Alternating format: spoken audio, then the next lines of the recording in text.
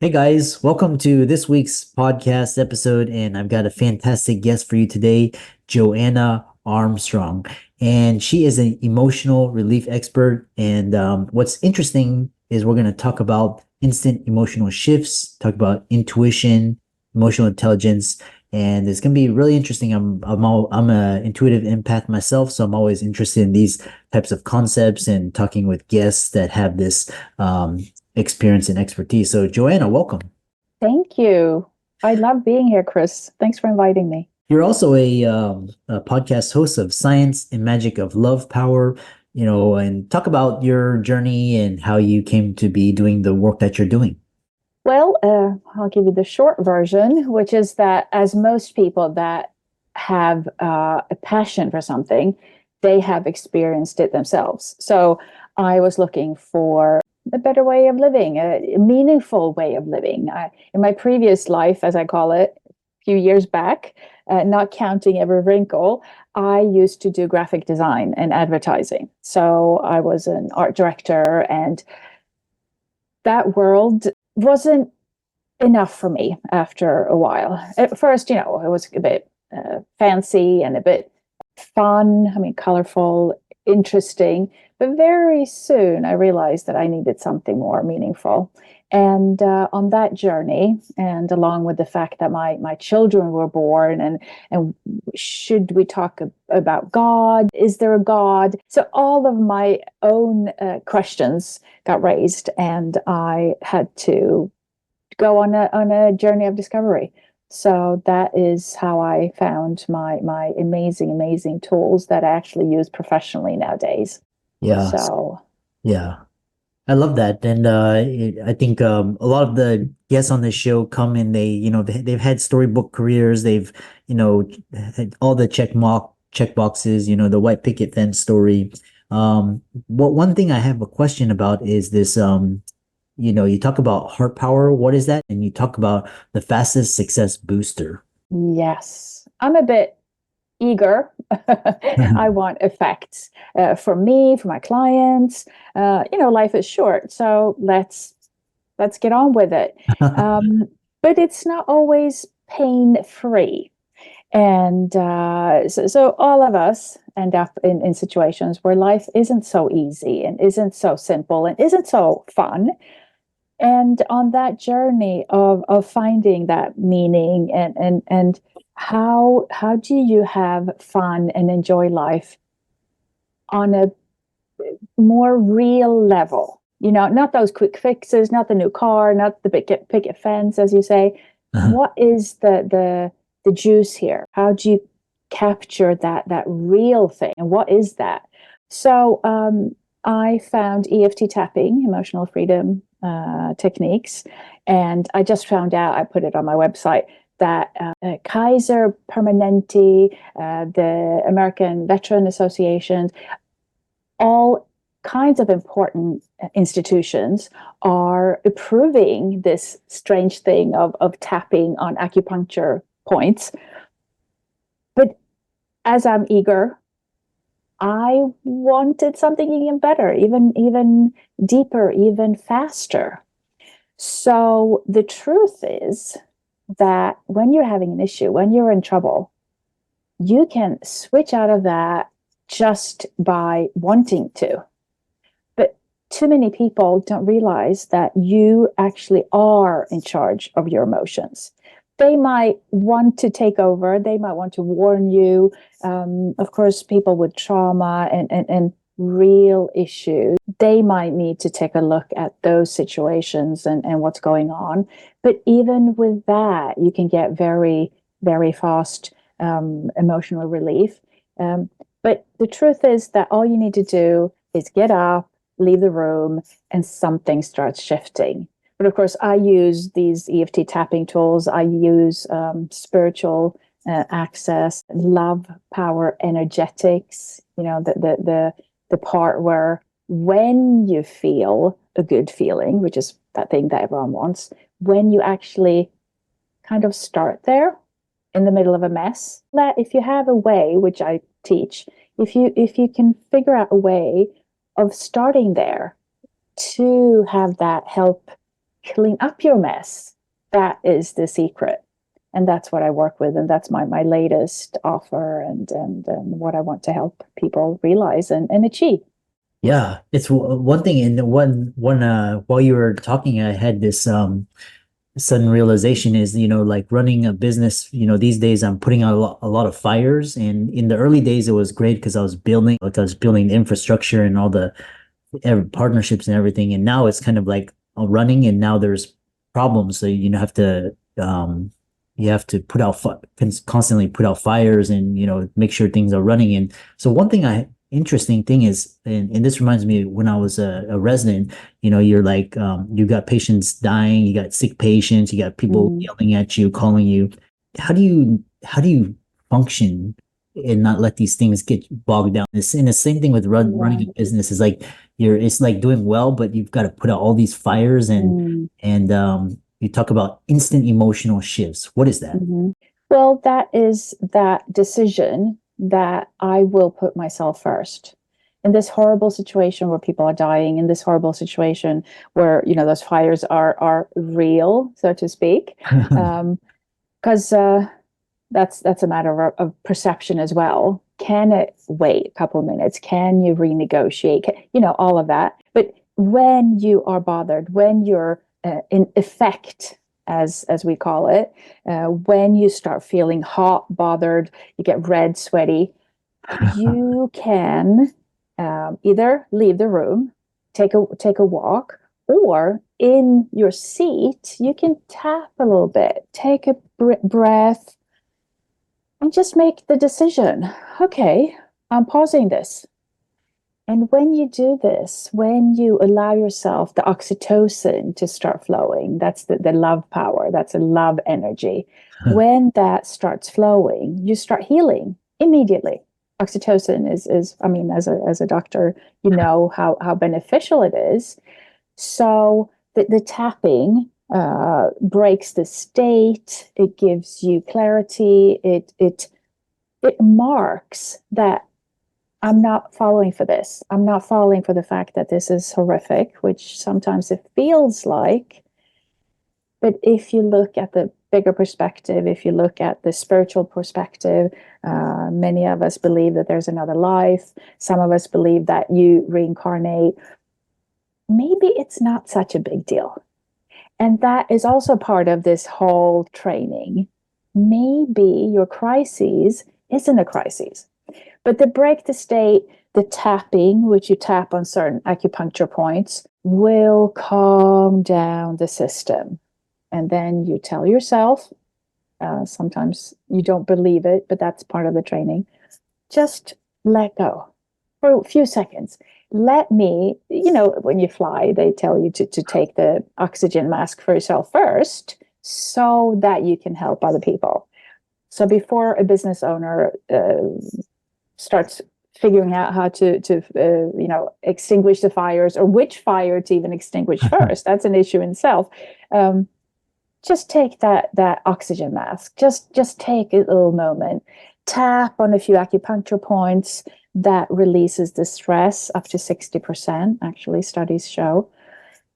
And just let yourself get in that state of mind. And then you're energized, then your mind works clearer, you get perspective on the situation. Maybe a few fires don't necessarily need to be put out today. Maybe they can wait for tomorrow, etc., etc. Interesting. I love that. And so when you talk about tapping, where should you tap? I don't really understand. I kind of get the gist, but does it matter if you tap on your arm or your chest, or I'm just from my own knowledge. It depends on who you ask. When you start your EFT, emotional freedom techniques journey, there are protocols. And the idea is that you loosen up blockages in your energy field. I mean, this is based on acupuncture, ancient acupuncture knowledge, where the belief is that you have blockages in your energy field, right? And the energy meridians run in your body. And by tapping on certain points, you access every single point of these meridians. That's the theory. And yeah, I'm not going to go into the proof part of it. But after 15 years, I've been helping people for 15 years with this. I have come to the realization, and other people with me, that maybe it's not just about the tapping. So what we do is EMDR, eye movement desensitization and reprocessing. We do visualization. We do cell memory reprocessing. We do several things. Acceptance therapy is part of this. There's all manner of techniques, really, that make this such an efficient method. My husband, he knew this before I even discovered it. And he was doing it on the arm, on the leg. He wasn't paying attention to these meridians and the techniques that are taught. So depending on who you ask, and there are different EFT or tapping schools nowadays where people tap on fewer points, more points. So in my book, it's not about tapping on a certain structure, but certainly to learn the principles and the groundwork, the ground technique. Sure, learn it from scratch. But I advise my clients to tap where it feels meaningful. So as an intuitive, you will figure out that, oh, I like it here. No, today I like it here. Oh, today feels really good on the hand. Or, and again, there are more points because there are so many more acupuncture points. And I actually have two certificates. So one Swedish EFT version and one English, if you will. And the first one I did, he was very well versed in acupuncture points and acupuncture techniques. And he figured that you needed to tap on other points. So I was taught to tap around the skull, on the feet, outside of the nose, wings. And so it depends on who you ask. That was a long explanation to to the fact that I think you should tap where you feel that something happens. You come alive. You feel that. Oh, now, yeah, that feels good. And then you take a deep breath. You detach. You put yourself into that nice space. Maybe you connect to a higher power, etc., etc. So it's very. When I'm speaking, it might sound a bit complicated, but once you get going, it's so nice and simple, and that's what I really like about it, and that's why it's so popular, because it's so easy to teach, it's so easy to use, but sometimes you do need someone's help to actually get the full effect. But yeah, it's really fantastic. Yeah. While you were talking, I was thinking to myself, because I was reading this book, the body knows the score, and Mm, it was like you were saying, it's like where you feel where the trauma is yes, manifesting. So it could be in your like throat or your chest or wherever. And absolutely. what it reminded me is like when you tap these areas, it kind of breaks up that energy and just kind of Mhm, releases it and allows you to like. The other question I have is this: you mentioned EMDR or EDMR, mhm. EMDR, EMDR. eye movement desensitization reprocessing. Uh-huh. And actually, you mentioned that you had studied or trained at Karolinska Institutet in Stockholm, I live in Stockholm, and they actually use it. They use EMDR for patients, and it's a technique where you see. I do this. I'm the perfect example of kind of how it works, so you can understand how the idea behind it. When I need to access, when I need to like focus, and what should I say, so people understand, how should I formulate my sentences? I look in different directions, and there's a formulation for which directions you look and what that means.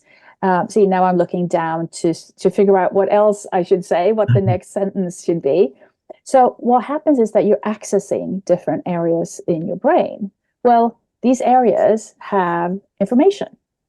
So if you turn this around, when you want to access areas that remember something negative, you can use the eyes and move them in order to erase. So you're moving the eyes to erase the charge, not the memory. This is not a lobotomation kind of, you will remember what's happened, but the charge, you're erasing the negative charge, so it's neutral or even positive. You can work to make negative memories positive.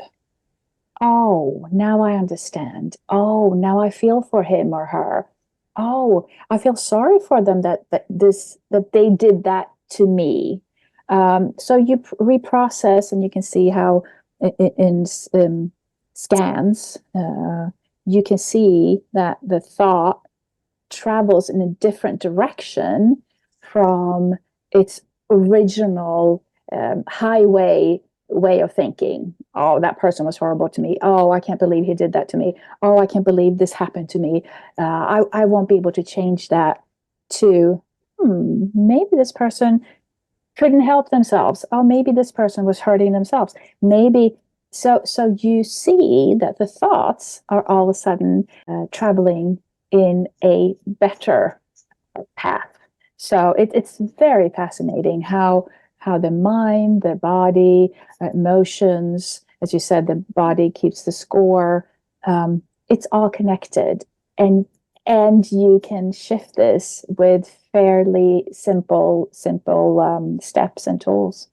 Yeah, very interesting. And kind of one thing that's really interesting is this what is this difference between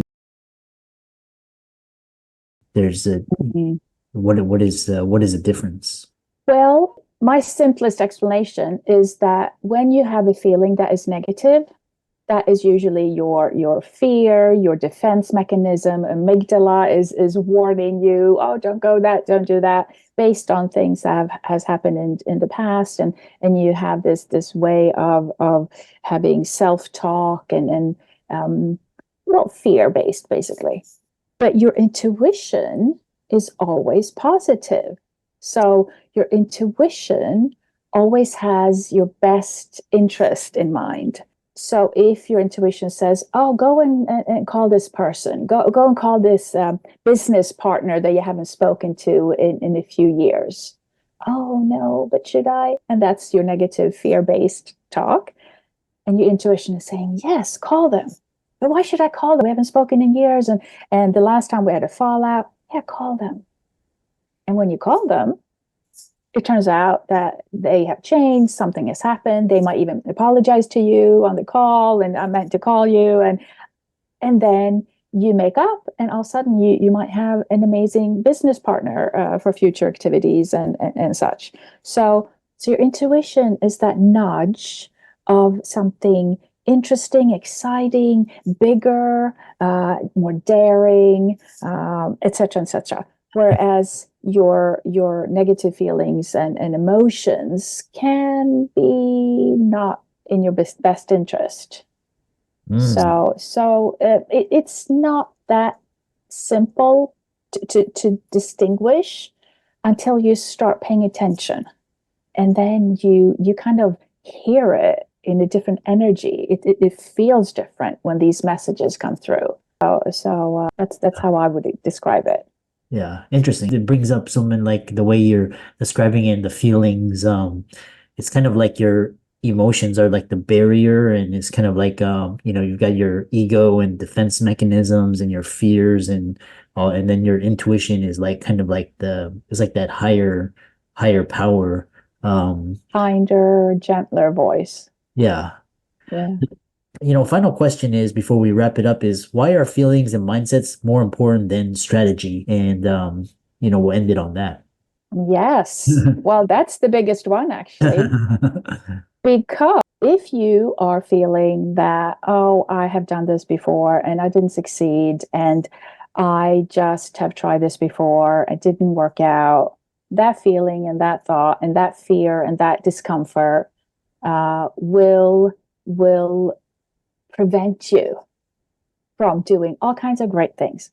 And there are studies. Bruce Lipton has shown that 90% of our decisions, and I'm pointing to the body already, 90% of our decisions are based on our feelings. So we think that our mind, our ego, our thoughts, we're so clever that we're making the decisions. But he says, and in my body of work, he's rather right that we are run by our feelings. Ooh, I don't like that person. I don't like working with them. I can't stand that person. But they might have amazing contacts. They might be, an amazing something or other that you could benefit from if you drop how you feel about them. So don't listen to the feelings. Get past the fact that this person might not be the best in the world. Of course, if they're evil, you don't want to go there. But there are these personal preferences and vibes, and ew, they're so full of themselves. Well, but maybe you can learn something or help them become a better person. So yeah, don't believe those feelings. Trust your intuition and make sure that your feelings are okay, that you're not stressed and worried, because then you're going to burn out and you won't be successful. Your plans and all those business plans and all those contacts that you have, you won't be able to fulfill them because your feelings are going to repel you or ruin it for you. So go start with the feelings. Make sure they're okay. Yeah. Yeah, yeah, it's interesting because people that trigger me, your first thing is to like stay away, but actually you should kind of learn, and then that like you learn about your triggers, and you can learn a lot. It's like kind of a message for you that there's something to be learned, which is what you were talking about. How can people find you and contact you, work with you, check out your socials, etc.? Yes, thank you. Well, blissy joy is that feeling that I discovered years ago. I was just filled with this amazing emotion. So I've decided, since that's what I want to help people achieve, I call my business blissyjoy.com. And I switch out the trainings, but I have all kinds of freebies. And right now I have an opportunity for our listeners to learn these steps. You start out maybe not in such an amazing place, and then I take you through these steps to this blissful position, which the sooner you get there, the sooner you can use that feeling and that emotion to heal you, to heal the sadness or worries or frustration or whatever you're feeling that isn't, that happy place. So I take you quickly to the happy place and the healing place, because it does create oxytocin. So it's a mind body healing system. So they can find it there. And for all the audience, let's thank Joanna for coming on, and be sure to give her socials a like and follow. Check out her work, work with her. And with that, thanks so much for coming on. Thank you.